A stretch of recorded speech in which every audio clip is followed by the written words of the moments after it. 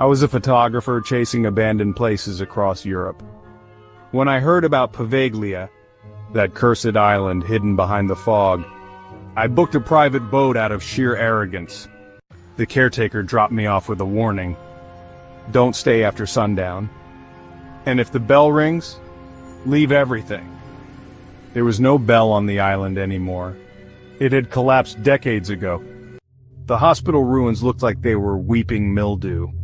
Every hallway smelled like iron and damp cloth. I snapped shot after shot, trying to chase the decay in the perfect light. That's when I heard it. A bell tolling. Once. Slowly. It wasn't distant. It was above me. Inside the tower that no longer had a bell. At first I told myself it was a trick of the sea wind. But it rang again. And again. The rhythm didn't feel mechanical. It felt intentional. Like it was beckoning me upward. I climbed the crumbling staircase. At the top, where the bell once hung, was a rusted chain swinging in midair. But there was no wind. No mechanism. Then I saw the room behind the tower. Blackened. Caved in. Inside, a silhouette knelt over a pile of bones, wringing the chain by hand. The figure slowly turned its head toward me. Its face wasn't there. Just empty folds of skin and teeth. And behind it, a wall scratched with hundreds of tally marks. I ran. And the bell rang louder, until it was vibrating inside my chest. Back on the boat, I looked over my shoulder. The bell had stopped, but the chain was still swinging. I deleted every photo, but some files were corrupted, replaced by these blurry shots of the bell tower. Each one had a shadow at the window, smiling.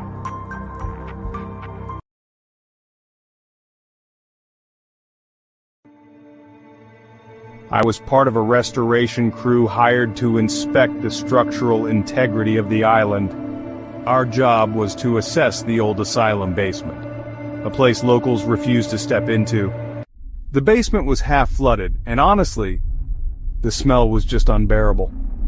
I was documenting the walls when I found something strange.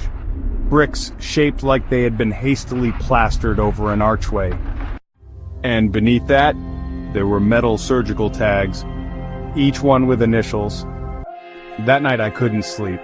I kept hearing whispers in a language I didn't recognize. But they weren't outside. They were inside the walls. So the next day, curiosity really got the better of me. I went back, this time with a crowbar in hand. The others, they stayed behind.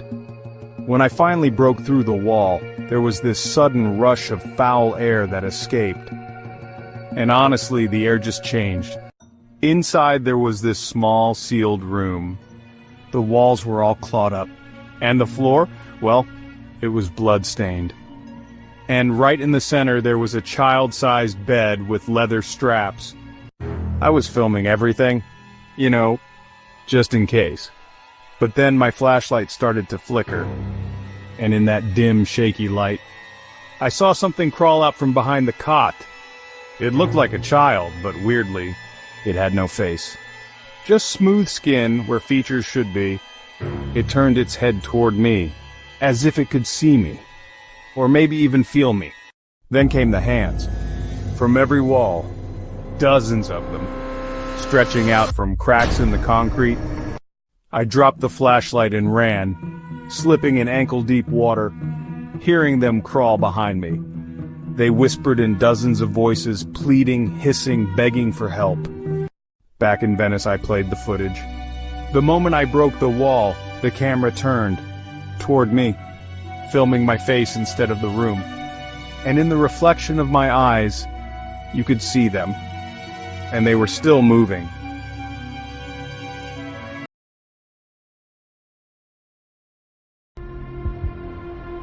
I was researching legends of unethical experiments for a thesis, and Poveglia came up again and again. One name stood out.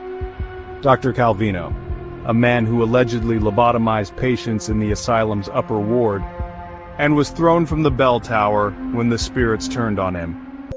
I snuck into the island with old maps and a voice recorder. Everything was, just silent. No birds. No waves. Just the crunch of gravel under my boots. I found the operating room.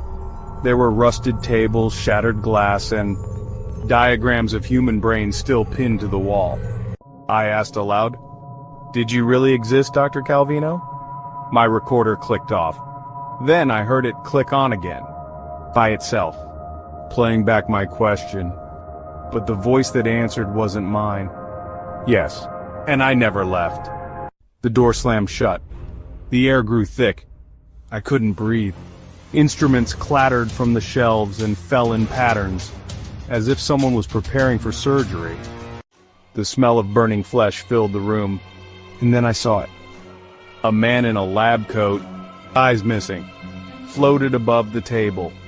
His hands were red with something too fresh to be from the past. He whispered, "Lie down. Let's see what's inside you." The table moved toward me.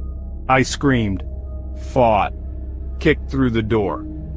I don't remember how I got to the shore, but the recorder was still running, and it captured one last thing before it went dead. A whisper in my own voice saying, "Stay, stay, stay." Every haunting has a witness.